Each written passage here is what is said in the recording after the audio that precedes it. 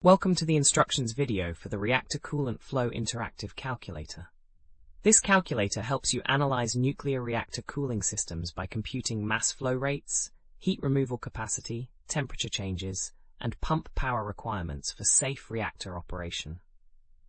To use this calculator, you'll need to enter several key parameters.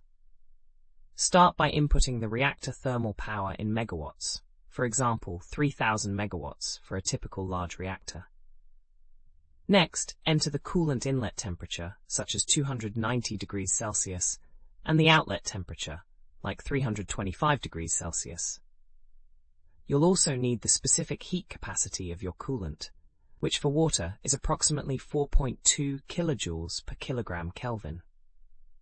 The calculator will then determine the required mass flow rate to remove the generated heat, the volumetric flow rate based on coolant density, and the estimated pump power needed to circulate the coolant through the primary loop. We have thousands of other free engineering calculators on our website. Head over and check them out.